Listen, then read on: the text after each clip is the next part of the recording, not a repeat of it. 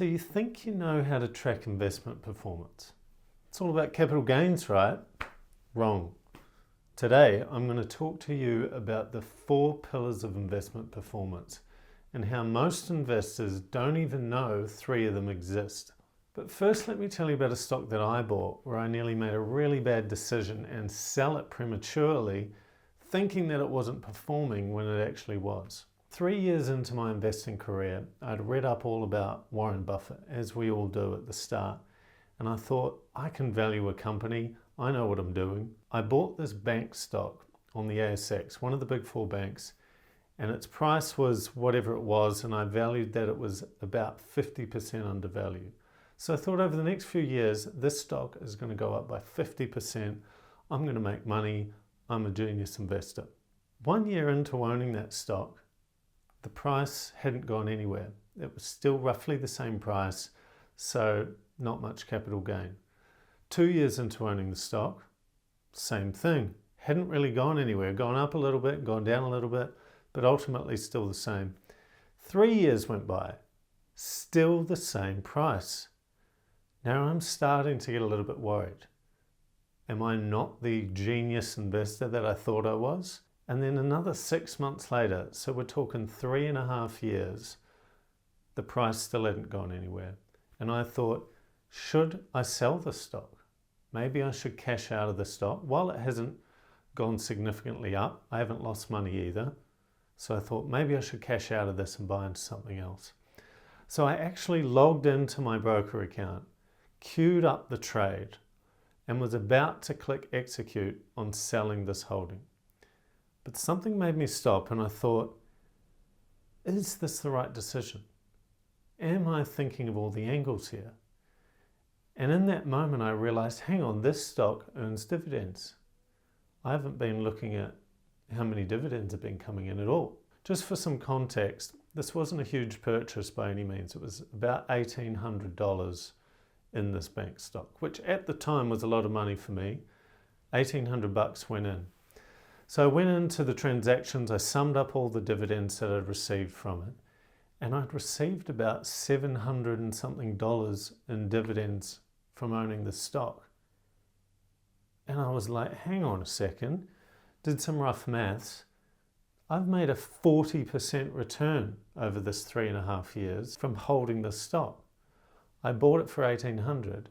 I've received $700 odd. 40% gain is not nothing. So despite the capital gain, at the time I think I went to sell it, it was like negative 0.05% gain, like the price had literally flatlined. But once I factored in the dividends into the performance, I was actually doing pretty well on the stock. So I ended up not selling it after all.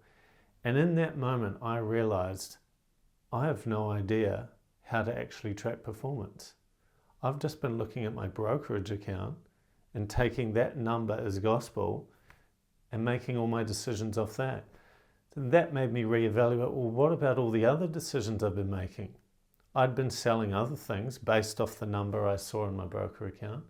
Maybe those were wrong too. Now, I was too afraid to go and look at those decisions, but I knew going forward, I was going to start tracking performance correctly. So that story covered 2 pillars of performance. I'm going to take you through all 4 and how important they are to track each one so that you can not make the same bad decisions that I was nearly about to make. So let's jump over to the whiteboard and I'm going to demonstrate each one. Let's do it. Let's take a look on the whiteboard. Excuse my atrocious handwriting, but the 4 pillars of performance come down to these 4 things. So I've got 1 is capital gains. Now capital gains is the easy one. Everyone knows about that one. Everyone's usually got some idea of that from their brokerage account. But that's the only one most brokerage accounts will show you.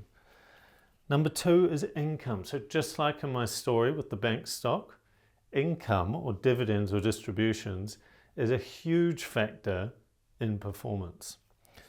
Number 3, currency. Now this one is really important if you're invested in foreign stocks, and a lot of people are invested in the US markets as well as their home market, and the currency can have a massive impact on your performance as well. The fourth one, and one of the most important ones, is time. So most people don't factor time into their performance, and that's where we're talking about annualization of your returns. So anyone can fluke a big return once, but can they fluke, or can they get a big return over and over again for years and years for the rest of your life? That's why time's important. So we're going to jump into each one. I'm going to give a detailed example of what it looks like, how to calculate it, and then how you can start tracking it. Let's look at capital gains. So capital gains is the easy one. It's the one most people are familiar with. It's usually the one and only metric that you see in your brokerage account. So if all you're doing to track performance is using your broker account at the moment, which isn't a great idea, but we'll get to that, you should see this capital gain figure. So how it works is, say we buy 100 shares at $1 for a total of $100. Then later we sell 100 shares at $2 per share, so we sell for $200. That gives us a $100 capital gain. Now the same thing would happen if this price was lower than that. That would give us a capital loss. But this is one of the key figures you need to be tracking. Now the next important pillar to look at is income. And income covers things like dividends or distributions, or even in the crypto side of things like staking rewards. And it's really important to track this metric. Now, as you saw in my story with my bank stock, dividends or income can be a huge factor in the performance. And most people, if you're just using your broker account, don't even see anything about dividends in the app. Like, go and look at your app right now. There'll be no mention of dividends, let alone how they affect performance. If you're unfamiliar with dividends, in this basic example, we own 100 shares of some stock. Maybe a bank, maybe a mining company, maybe a tech company, whatever it is, all different kinds of stocks can pay dividends. And an example is, in year one, we get $50 from dividends. Year two, they pay out $60 because earnings were a bit better. Year three is $50 again. So after 3 years, we've received $160 in dividends. Now that figure is not nothing. That is just as good as your shares from the capital gains example going up by $160. So that's why it is really important to factor this in when calculating performance. So the third pillar of performance, and this one is relevant if you've invested in foreign stocks. So here in Australia, if I buy some Tesla shares on the US market, exchange rates are going to come into play. So imagine in this example, I buy $100 worth of a stock when the exchange rate was 1-to-1 to the US dollar. Imagine you buy these shares for $100 and say the price was $1 for example's sake. Now fast forward a few years, imagine the price hasn't changed at all. The only thing that changed was the exchange rate is now 1 Australian dollar only by 0.5 USD. So without doing anything at all, your investment has now increased by 50%. So 50% gain's not nothing. Yes, it's kind of out of your control. It wasn't anything to do with the company you invested in, but it's still a really important metric to track because maybe the company's share price is in a position where you want to sell. But if you don't check what the current exchange rate is, you might actually go, oh, at plus 50%, I'm not going to sell that because that's going to give me a huge capital gain. I'm going to have a tax bill when you thought maybe you were selling at a capital loss. So that's why the exchange rate is really important to factor into your performance. Now, the fourth pillar is time. And time is a very interesting one because this is one that most people never factor into their performance. But I would argue after tracking capital gains and income, this one is actually more important than all the other three pillars. Now let me demonstrate with a chart. So imagine we have this chart which is your capital gain over time. Now often what happens is people buy a stock and it's shooting up. Maybe they're buying a bull market or they buy because there's a big hype. The gain rapidly goes up and they make 50%. If we see what that looks like on the chart, they buy here and it goes up really quick to 50%. Now, they don't sell it at this point. They go, I'm going to hold on to this because this is really good. Now, over the next several years, the price does a bit of this. Doesn't go anywhere. Now, if you don't factor time in, which your broker app never factors time in, you kind of say 5 years later are going to look at your broker app and it's going to say, yeah, this stock's up 50%. And technically it is up 50%. But if you now annualize time into the performance, your 50% gain over 5 years becomes a 10% return. Now, 10% return isn't a sexy number to look at, but it is the reality of your investment. So it is really important to factor time in. And most investors, particularly when you're first starting out, have no idea this is a thing. Now, one of the kings of investing and time is, of course, Warren Buffett. And he's made, I think it was something like a 19% annualized return over his entire career.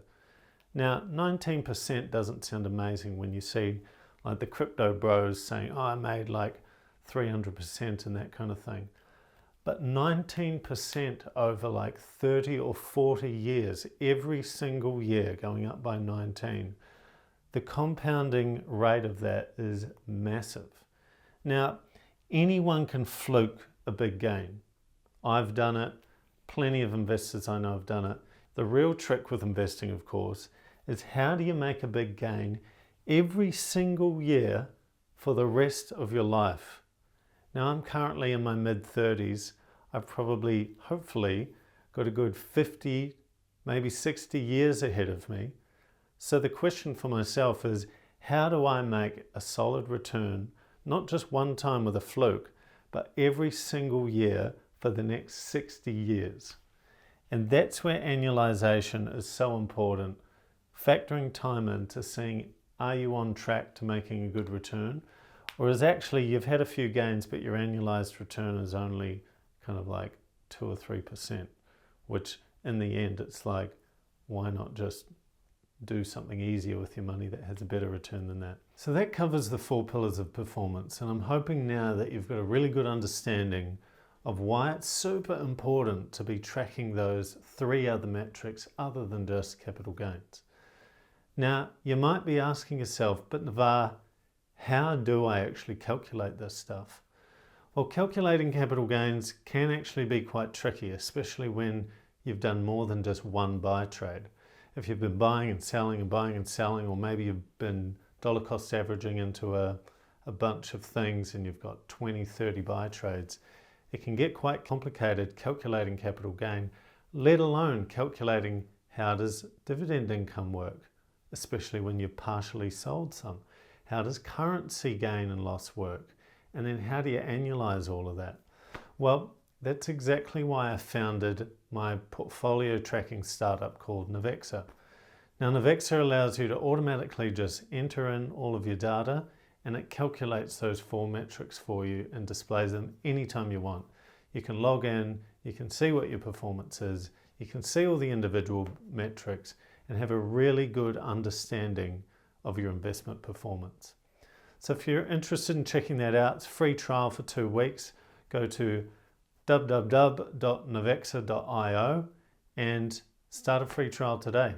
Any questions, drop them below and I'm happy to answer them. So thanks for watching and I'll see you in the next video.